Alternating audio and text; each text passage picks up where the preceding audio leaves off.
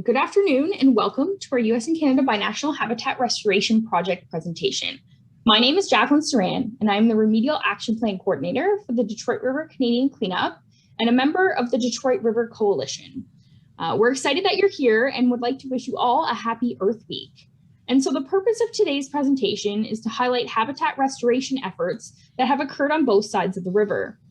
I want to provide you just a brief agenda of the presentation. And so we'll start off with a brief video showcasing efforts on the American side of the river. And then Bob Burns, the Detroit River Keeper from Friends of the Detroit River, will provide a short presentation.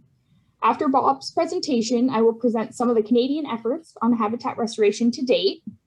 And then once complete, we will then ask the audience for any questions that they may have. And so you'll notice that you are currently muted. So please maintain this throughout the presentation. And if you have any questions while the presenters are presenting, you can put them in the chat. And if during the Q&A period you have a question, you can also use the raise hand function under the reactions and I will call on you. So then you can unmute yourself and then ask your question. And also I wanted to mention that we are recording this presentation. So anyone who can't make it live is able to watch it later. And so now we'll get started with a video highlighting U.S. habitat restoration efforts on the river. So, all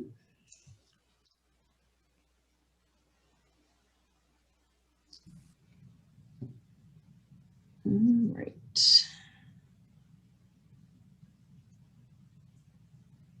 Just make sure I share sound. Okay.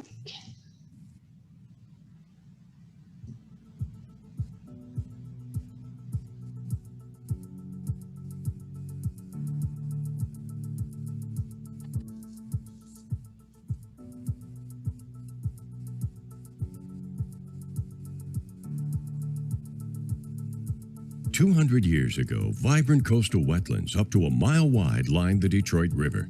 These historic wetlands were perfect habitat for fish and wildlife, and they formed the basis of early economies for native and settled populations. However, 200 years of development along the river's shores resulted in a significant loss of that habitat. Channelization, shoreline hardening, industrial pollution, and sewage overflows all contributed to habitat degradation. Nearly 97% of the rich coastal wetlands once found along the Detroit River were lost during this relatively short period of development. Funded by the Great Lakes Restoration Initiative through the NOAA Restoration Center, work is now underway to restore degraded habitat at multiple sites along the river. It was actually a really exciting project, putting together the plan for the habitat restoration, and it was exciting in a bunch of different ways. Technically, what we could do, but also just the people involved in coming together and being able to come to consensus on where are the best places to do that and why do we have that information. So we spent a good 2 years, I mean, many years of research before that, but about 2 years working with the Public Advisory Committee, with the other federal agencies, with the state and the Canadians to come up with the key areas in the Detroit River that would be, would give us the biggest bang for our buck as far as habitat restoration goes. A guidance plan was completed in 2014 by the Detroit River Public Advisory Council that identified important project opportunities. Many of these projects are complete, with the remaining in some stage of planning or construction. Work was completed at the south end of the Detroit River at Stony and Celeron Island, with more to come at Sugar Island and Hennepin Marsh. These improvements will protect and restore important shoreline wetland habitat for fish spawning and nursery activity. Additional work at Belle Isle reconnects the island's waterways to the river, creating habitat for fish, birds, reptiles, and amphibians. It's wonderful standing next to the Detroit River right now, looking at Belle Isle and thinking of all the ways that we've been able to work together and use the Great Lakes Restoration Initiative to be able to rehabilitate the piers. So we've got more fishing to be able to bring back the whitefish and bring back the sturgeon and be able to even see the beavers and the bald eagles that are coming back to Belle Isle and Detroit River. There's exciting things going on. And why do we do these things? Because we love our water and because the impact of the Great Lakes is so significant. The habitat in the Detroit River has been lacking for spawning, feeding, and nursery for habitat for fish.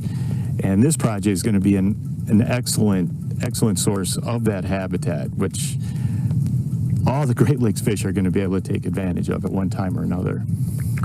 Well, it's fundamental to our primary goal of delisting the Detroit River as an area of concern. This has been a designation that we've had since 1976. There's at least 11 beneficial use impairments that we're working to remove. 2 of them are related to fish and wildlife habitat.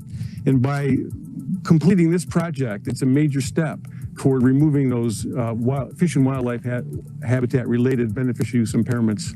We're talking fresh Great Lakes water flowing through and, picnic areas off to the side so people can enjoy it. People can be fishing on the banks with the increased fish habitat. And then the kayaking and canoeing possibilities are tremendous.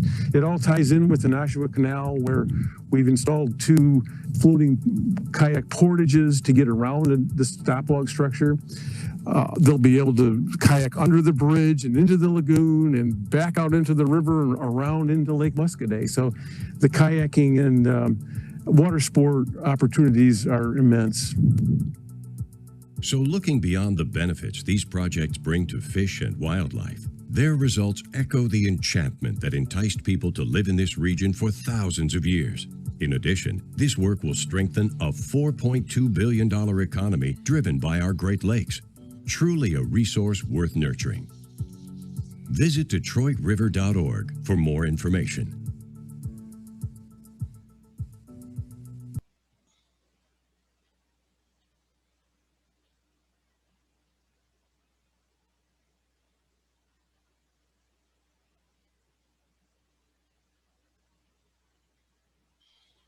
So now I'll turn it over to Bob Burns, the Detroit River Keeper at Friends of the Detroit River. So the Friends of the Detroit River envisions an ever-improving quality of life for people, plants, and animals in Southeast Michigan and Southwest Ontario. And so they do this through the development of a balance of grassroots advocacy and staff programs, forming an environmental group that watches and protects the Detroit River. And so their efforts include the creation of a highly visitable resource center, focusing on Detroit River issues, programs, research, policies, and partnerships, including habitat restoration on the river. And so Bob, take it away. Thank you, Jackie.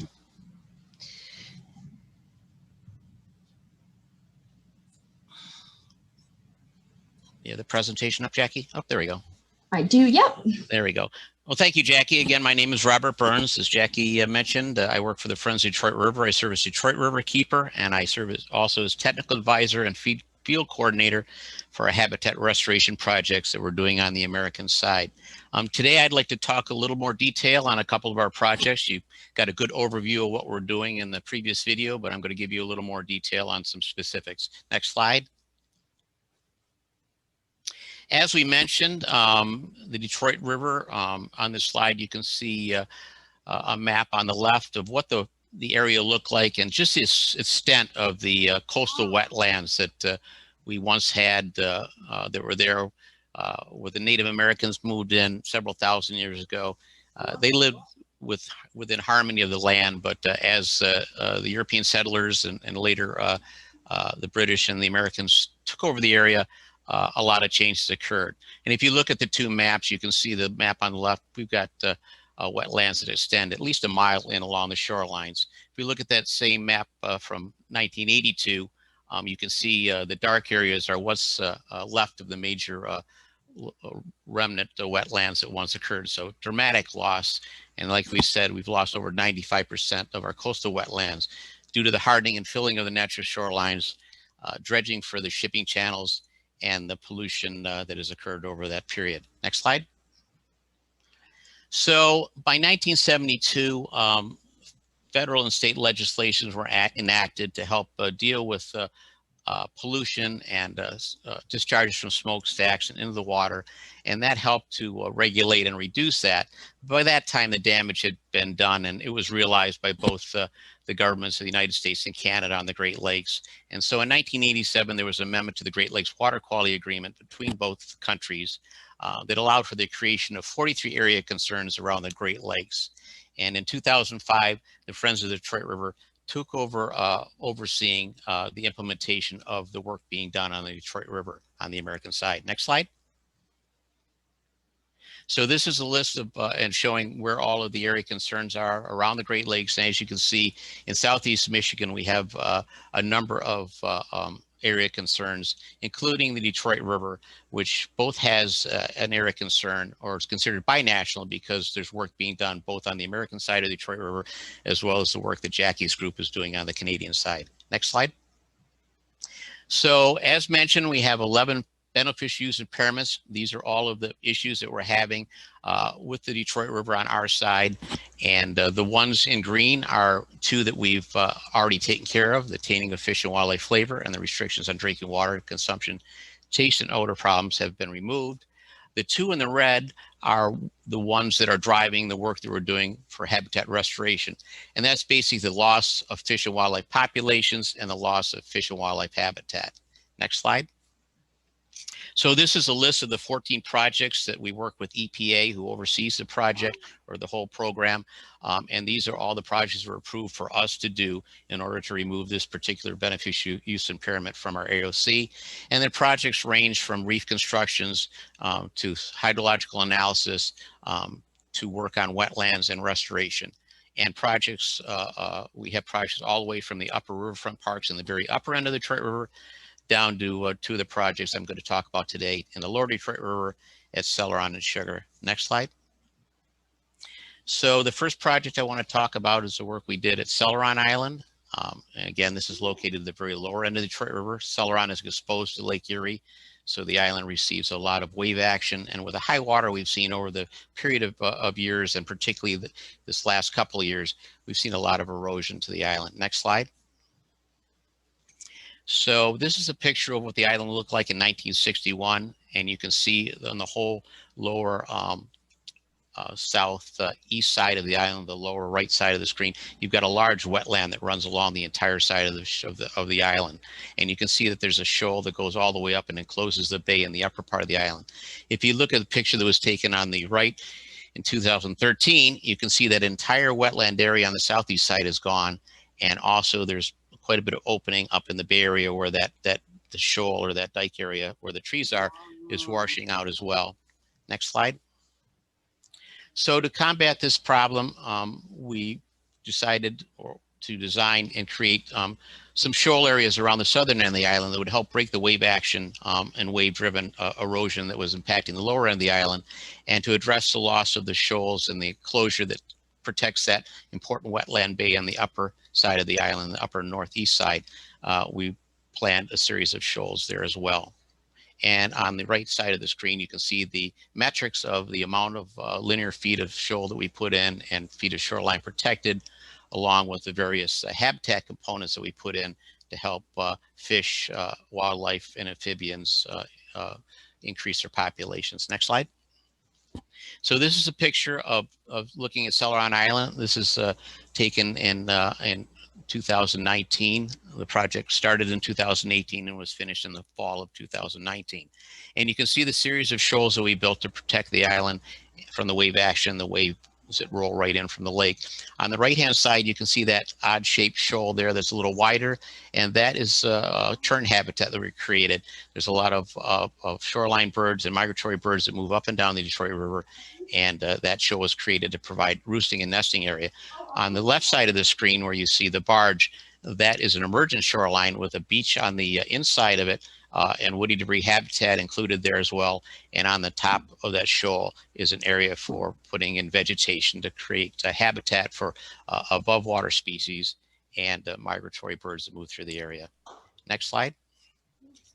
This is a picture of working on the northeast side of the island. If you recall from the picture taken in 2013, there was only a very small opening, about the size of the opening you see in the shoal there in that picture. And we started designing that project in 2013. But if you all know that water issues we've been having in the Great Lakes, particularly in the Detroit River over the last couple of years, our water levels increased dramatically, actually to a point that reached an elevation last year higher than was ever recorded ever in the last 100 years that they've been recording water levels. So we had to totally redesign, because not only does the water up, but we lost an additional 900 feet of shoal along that shoreline that we had to recreate with the rock shoal they put in. We also had to reinforce another 900 feet of the old dike shoreline to the south of that. So we had to do some major reconfigurations from the time we initially started to design it until we finally got to the point of construction. Next slide. So kind of the project wildlife and activity we've seen, again, even when we were building the shoals and they were still under construction, a lot of local wildlife was moving in. The eagles that are nesting in the area take advantage of the shoals. They're for perching, roosting, and fishing off of. On the right top part of the screen, you can see one of the young ladies there holding a mud puppy. That was part of a pre-survey and post-survey census of herps and other aquatic animals in the area. And when we did our pre-survey, we didn't find any mud puppies at all. And we came back a year later after the shoals were in place and the rocky crevices were created underwater. We found many, many mud puppies. So it's a good indicator that we're having an effect on that. Also in the bottom left corner, you can see a large smallmouth bass spawning on some gravel we put in behind the shoal at Celeron. And on the nesting area out in the water, you can see a number of birds there. Particularly, we're targeting common and Caspian terns, which are both pictured in here as well as other shorebirds. Next slide. And this is a picture of the shoal that was taken last fall. And as you can see, we're already seeing vegetation filling in behind that. That aquatic vegetation is very important for fish, wildlife, and a lot of it provides food habitat for migratory waterfowl. You can see actually in the front face of the shoals where the wave action comes in, it's just basically barren sand there. There's so much agitation from the wave action that nothing grows there, but now it's protecting.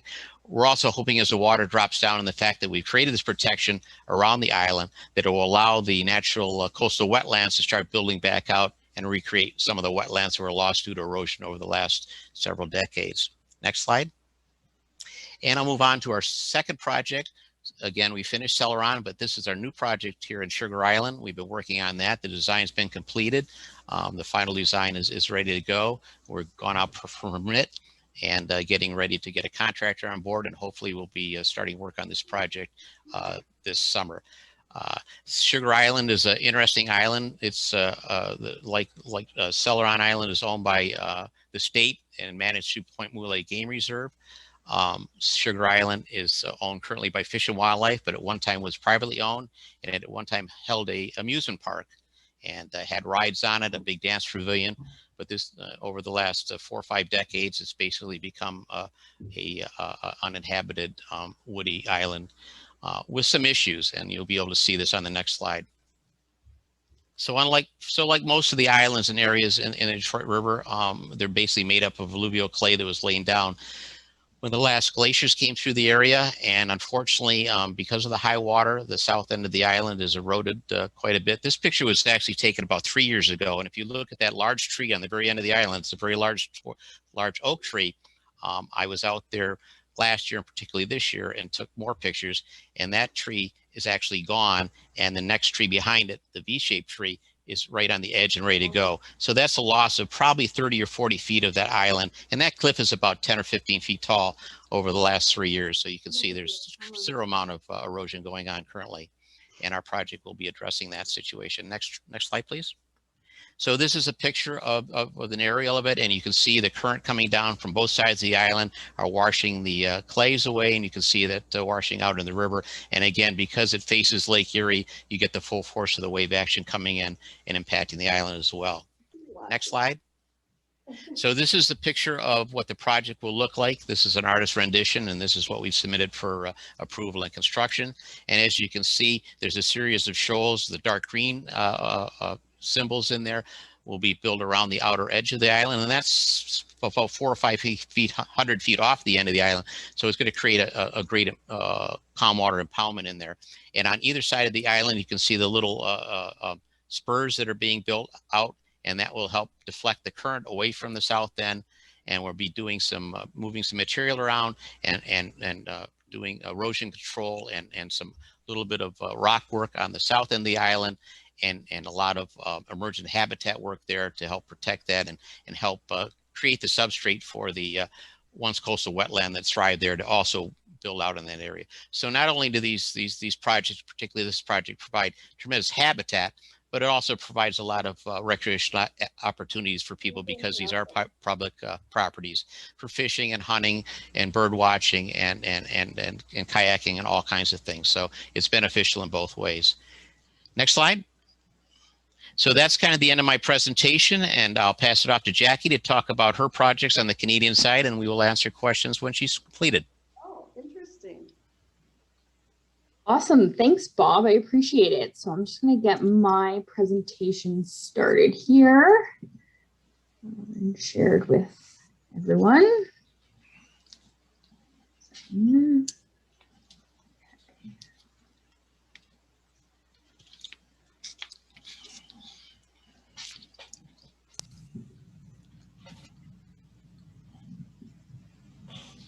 Okay, so Bob did a great job providing an overview of the projects on the American side of the river. And so I'm just going to highlight the efforts that we have been able to make progress on the Canadian side of the Detroit River. And so just to provide an introduction to myself, I am Jacqueline Saran, and I am the Remedial Action Plan Coordinator for the Detroit River Canadian Cleanup.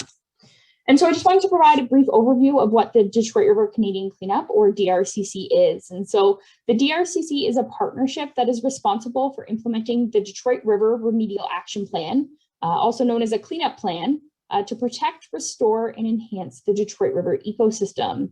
And so remedial action plans are implemented by the local remedial action plan team to restore beneficial use impairments and ultimately remove the Detroit River from the list of areas of concern under the Great Lakes Water Quality Agreement. And so Bob previously had mentioned beneficial uses. And so under the 1987 Great Lakes Water Quality Agreement, they listed 14 beneficial uses. And so an impairment of the beneficial use means a change in the chemical, physical, or biological integrity of the Great Lakes system is sufficient enough to cause environmental degradation. And so using scientific studies and data, the status of each beneficial use was determined as being impaired or not impaired. And so there are two habitat-related beneficial uses. And so the first one is the degradation of fish and wildlife populations, and the second is the loss of fish and wildlife habitat. And so on the Canadian side of the river, as well as the American side of the river, these are both considered impaired. And so it's important to note that the American side of the river has a separate remedial action plan than the Canadian side of the river.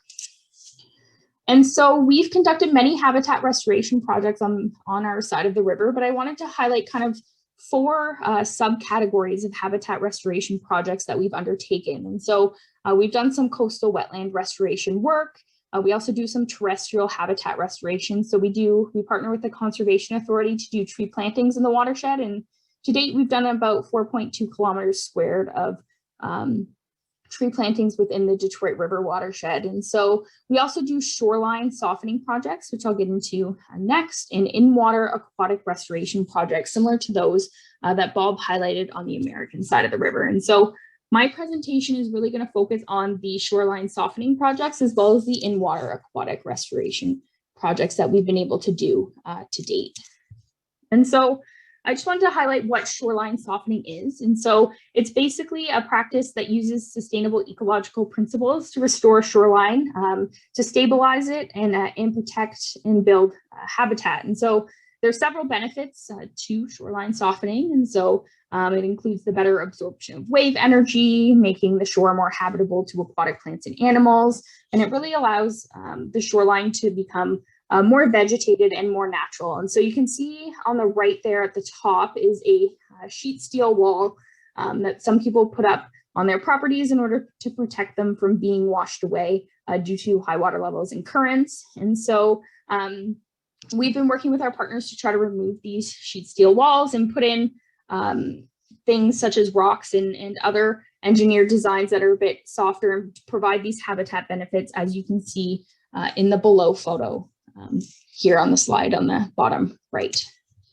And so to date, we've been able to work with our partners to soften almost 10,000 meters or 32,000 feet of shoreline on the Canadian side of the river. And so you could look at the pie charts on the right. And so in 1931, we had, I think these are reversed. And so the green should be the hard shoreline. And you can see that in 1931, we had 80% of the Detroit River on the Canadian side. The shoreline was hard shoreline and then 20% soft. And then in 2017, you can see that we've been able to decrease the amount of hard shoreline and increase the amount of soft shoreline, which is a success story. And so the Lake Erie Biodiversity Conservation Strategy establishes habitat quality targets for shoreline habitat and soft shoreline. And so the target says that 60 to 70% is which is what we're looking at in the Detroit River currently.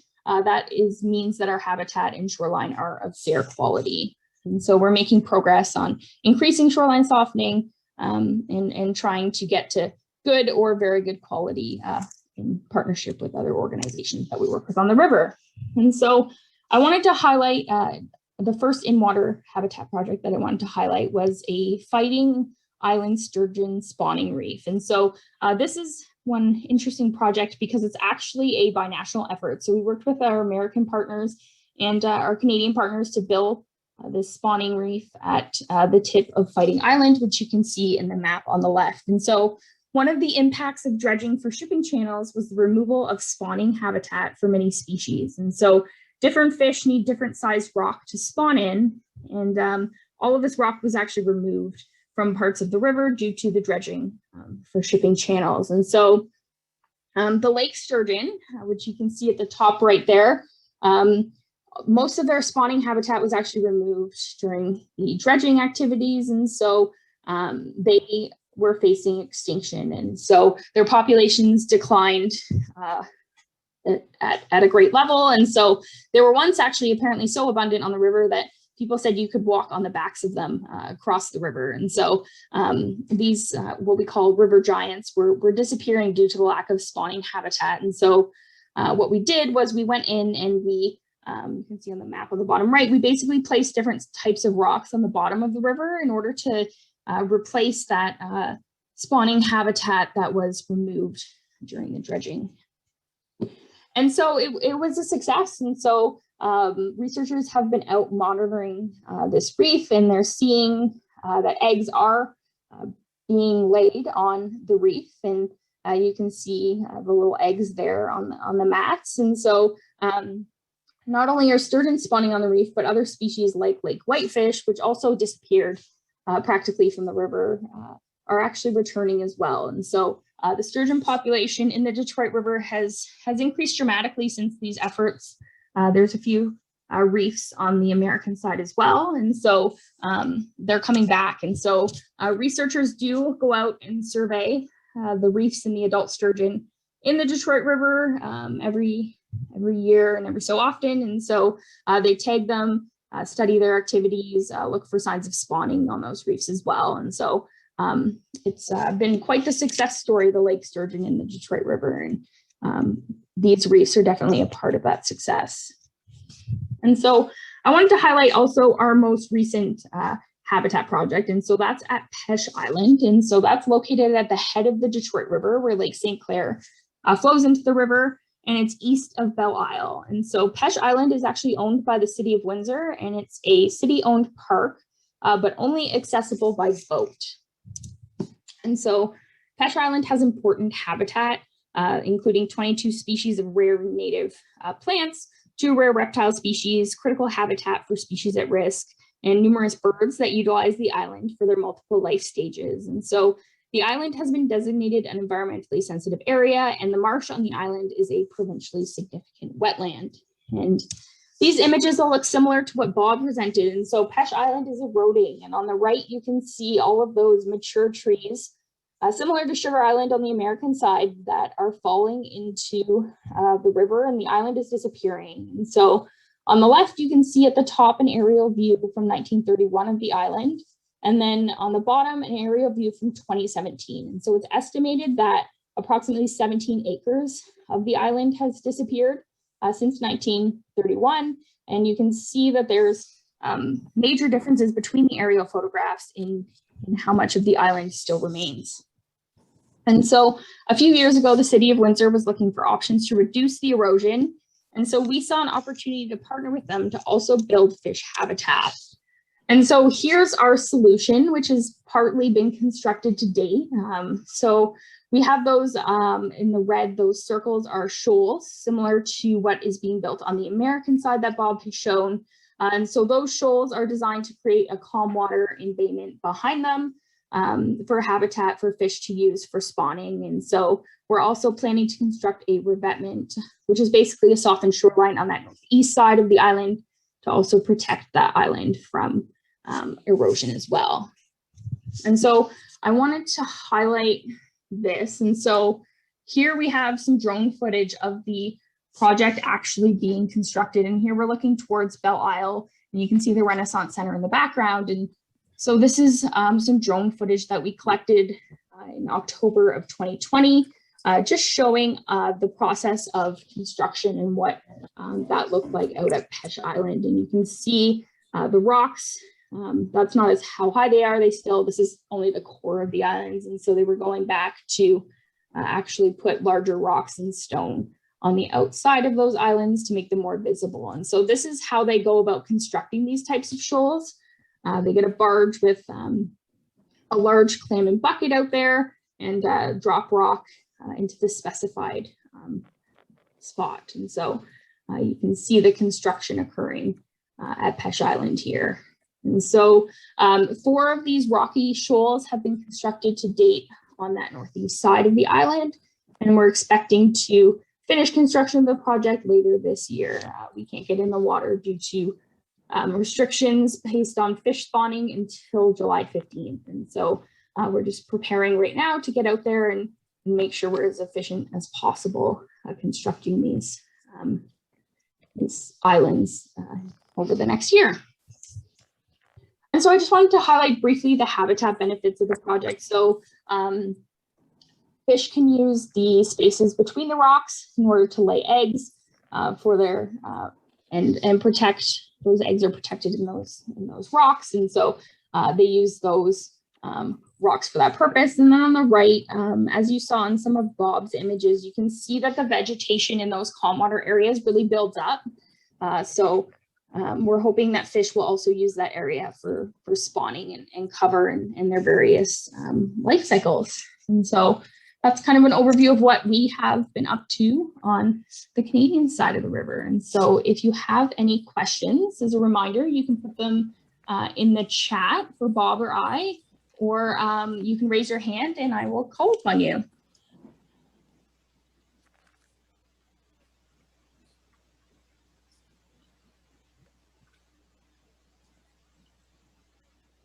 I have a question for you, Jackie. Yep.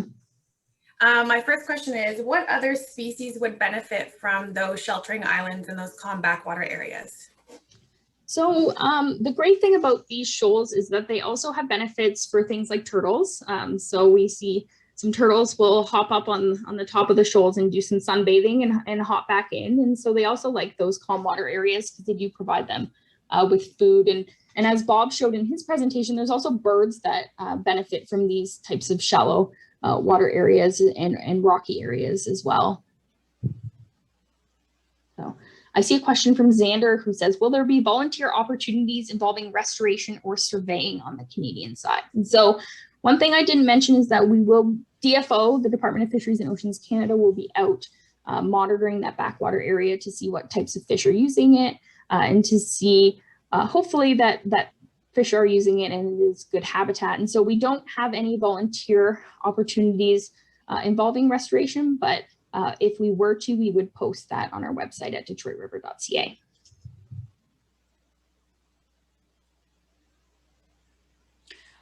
Bob, I had a question for you. I'm wondering how long you expect those 14 projects to take to complete in order to delist the VUI. Well, every one of the 14 projects that were listed on our list of projects to do have either been completed designed or on the way to being done. Right now, based on the funding and the schedules we have, we're hoping to have all our restoration work done here in the next 2 to 3 years. Awesome. And is there plans for monitoring those habitat projects after they're created? Well, each one of our projects has some pre-monitoring survey to determine the different species, both fish and aquatics, and also the types of vegetation and things that are on site. Then we do a year of post-monitoring surveying after the work has been completed. And then our organization continues to monitor the sites and have been, and periodically go out and just oversee and take a look at how things are going and make notes on that. So there's required monitoring that goes on as part of the project, and then there's volunteer type monitoring that we do. But I think that's something that we've been advocating with these projects on our side, and for additional projects that we do in the future, that we continue to monitor it, because we learn so much on what we've done and are able to use that and transfer that knowledge to different projects. Like I say, when we started our first projects, which was Stony Island about 5 years ago, and compared to where we are now, we've made various modifications in design and things that we did that we would not have been able to do so if we hadn't done the projects and been able to use that information. So monitoring and reviewing and passing that information on to others helps other people who want to do similar types of projects. Absolutely. And I know that we've learned a lot from each other just when trying to implement these types of projects.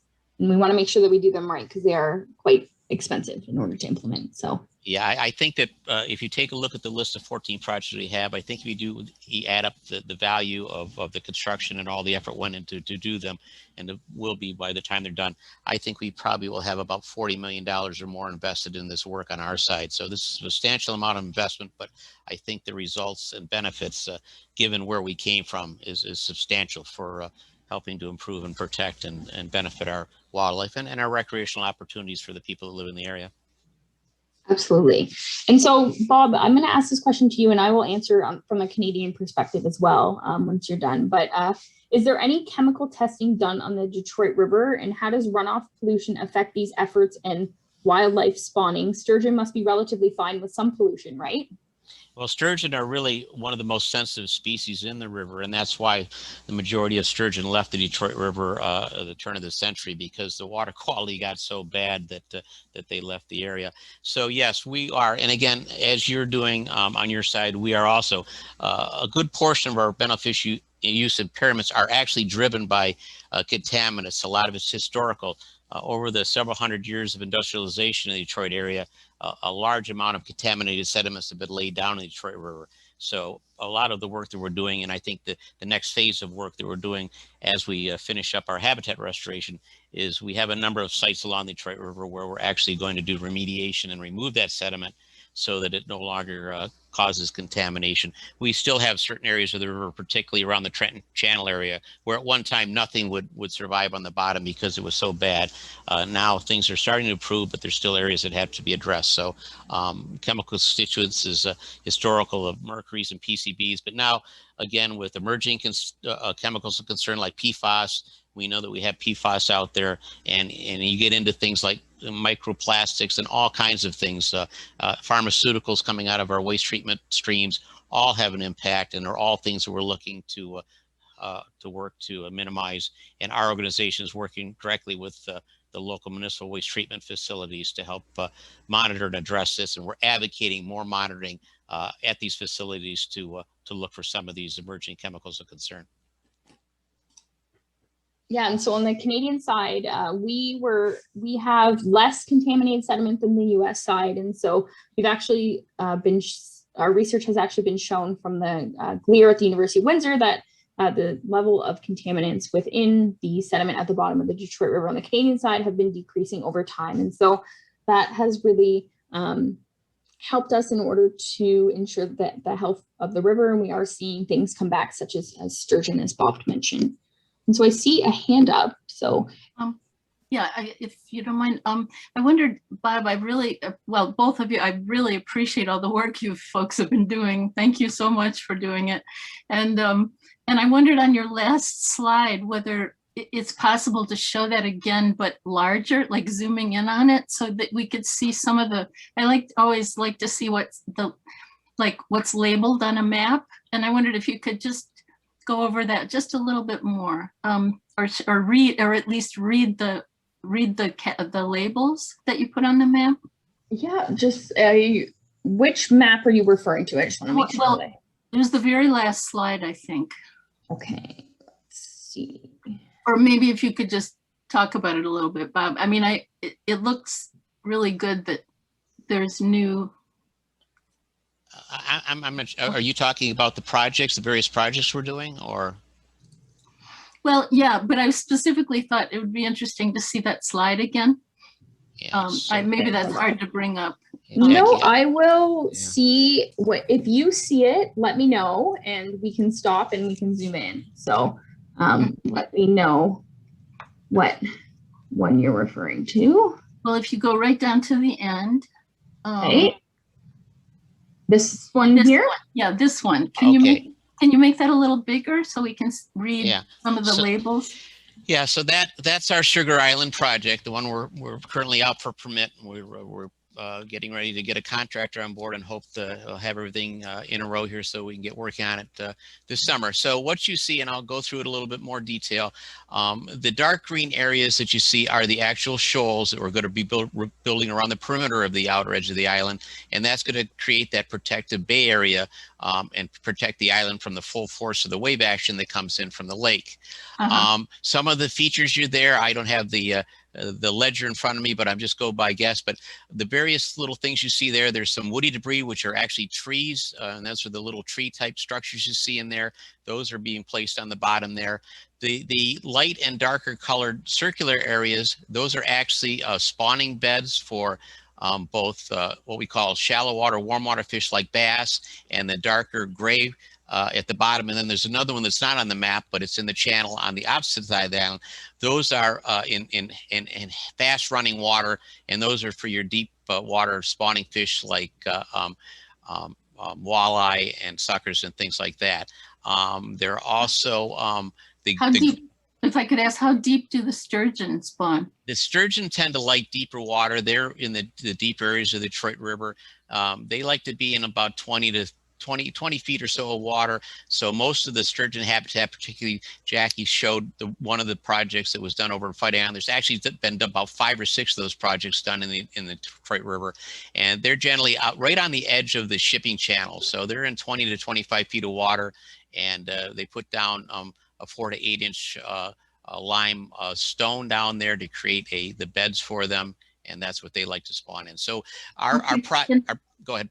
And the lower right corner, or those peninsula, the two on the bottom and on the right, are those the places where, I mean, actually of the island? We're created those peninsulas, and that has emergent habitat. And you can see there's more spawning gravel in there, and that's to deflect the current away from the island to deal with that counter current that went around the island and caused the erosion there. So that's where the big trees fell in, right? Yeah, well, the trees are on the very southern tip of the island, but all the way around that whole southern end, and even up the east side of the island, up towards the other side, there was trees falling all along there. So the island is lost probably from that southern tip heading out into the lake. I would say 100 to 200 feet of the original island's size. And again, if you recall the Celeron Island photograph and the one that Jackie showed of Pesh Island, the historical, you can just get an idea. So we've had a tremendous amount of erosion over the years, because we've had several decades of periodically high water that tend to erode these islands. And so this work is to deal with that issue as well as create the habitat. Right. And are you able to sink, when you're planting trees, are you able to sink trees into that area, into the... Well, we are planting some trees in there. There's shrubs. And again, you don't really have a good cross section of the shoreline there, but you've got everything from emergent vegetation that comes out of the water. And we're going to use coral logs and all kinds of various different procedures and techniques to create emergent area, but we go all the way from emergent to almost an upland area, getting up to the cliff height. And depending on the elevation and where it's at, it'll either be plants and shrubs and things that are conducive for in water and emergent, or in the area, particularly on the east side of the island where that other peninsula is, there'll actually be trees and some other things planted there. So all kinds of various different types of things to benefit aquatics as well as terrestrial animals. Oh, that's great. Oh, okay. Thanks very much. You're very welcome. Yeah. Awesome. Are there any maps, Bob, similar for Belle Isle in the work that you've done there? I don't have any that I can show you right now, but yes, so we have a presentation and similar work. And again, Belle Isle was interesting because, you know, the projects I showed you were basically on public land owned by federal and state agencies that kind of cater to more of a wildlife situation. Belle Isle was an urban park, and our main goal at Belle Isle was to reconnect Lake Okonoka and the Blue Heron Lagoon, which were artificially created and elevated lakes that were isolated hydrologically from the Detroit River. And there's close to 50 acres of very prime potential in-water aquatic habitat that the fish had no access to. And as you know, the upper Detroit River, particularly on the American side, but even on the Canadian side, is almost completely hardened along there. So although we have a lot of spawning fish that spawn out in the river at the head of the island, once the eggs hatch and the fry are trying to find suitable habitat to grow to the size where they're not going to be predated on, they basically have to run the gauntlet all the way down to the lower part of the river to find habitat. So our goal was to open this up, and we've created openings in both those areas, and a lot of the similar kind of habitat plantings that we've done on the sites in the other areas. But we also had to accommodate, as you saw in the little film clip, we had to build a brand new bridge. We had to put in water control structures. We also added kayak portages so that they could create the water course that they wanted in there. So a lot of combined effort of both trying to create habitat and conducive for wildlife, but also stick with the priorities of a park to allow for human utilization as well. Awesome. That sounds great. Okay, another question is, I think for me, you described shoreline softening in public parklands. Are there also efforts to soften private shoreline? And so not currently. We did partner with a few industries that own property directly on the Detroit River in the past to help soften their shoreline. Our priority has kind of changed a bit to doing more of the in-water habitat work because we have softened so much shoreline. So that is not currently a priority of ours. And so just a brief overview of the process. So you require permits from DFO and IRCA and other organizations in order to do that work. And there is not currently funding to subsidize those efforts. And so, yeah, but if that changes, it will be on our website, detroitriver.ca. And so, Bob, one last question we'll take. Can you talk a bit about mud puppies and amphibian conservation efforts? Yeah, well, again, mud puppies are an interesting aquatic salamander. They're large in the sense of most salamanders. They grow up to as much as 12 inches long. And I recall, as you know, and as a teenager fishing for perch in the springtime and through the ice in the wintertime out in the Detroit River, used to catch mud puppies all the time. And in the last 15, 20 years, their numbers have really declined. And there's a lot of research going on the reason why. We have certain species in the Detroit River that we call indicator species. As we mentioned, the sturgeon are an indicator species. They're very sensitive to pollution, and they'll move out of the area. Mayflies, an insect that hatch in the river. You can tell if you have clean water by the amount of mayfly hatch you see. In the Trenton Channel on the American side, we see very few. We certainly saw very few years ago. We're seeing a few more now. But you go over to Jackie's side over there along Amherstburg and the areas around the wetlands there, and in the springtime, you've got mayflies covering the sidewalks and driveways and homes and lights in the early spring all around there. So you know you have cleaner water on that side of the river. So these are important. Mud puppies, like I say, their numbers have dropped. So a lot of work has been done, particularly through the Detroit Zoological Society in surveying work. And it's something we knew that we would help benefit by all of the stone, because mud puppies like fast running, clean, cool water, and plenty of areas to hide in. And these rocky shoals that we're building were just perfect for them. And that's why I mentioned in my presentation that when we did our pre-survey herp work, we didn't find any in the area. And then once these shoals were put in, they put the traps out and we were catching them left and right. So we know we're having a positive impact on that. So, you know, again, and as we know, you know, amphibians are very susceptible to chemicals, particularly pesticides and things like that. And we know the impact it's had on frogs and toads and things like that. So the more of these things that we see, and the cleaner the water gets, and the more of the habitats we try to recreate. Because again, like I say, we lost tremendous amount of natural fish bottom spawning habitat in the Detroit River when they did the dredging work, you know, at the turn of the century and right up through the 1940s and 50s. And so, you know, these type of shoals and these rocky crevices and these habitat structures that we're building around on both the American and Canadian side are helping to try to recreate some of that lost habitat and work towards improving our overall numbers and populations of fish and wildlife. Awesome. Thanks, Bob. That was great. And so I just wanted to end by thanking Bob for coming and presenting with me, and thanking you all for coming, and happy Earth Week. And we look forward to, if you're on the American side, seeing you out at the cleanup events. And if you haven't yet submitted a photo or art to our photo and art contest, so please do. There is more information on the Detroit River Coalition.org website. So thank you so much, everyone.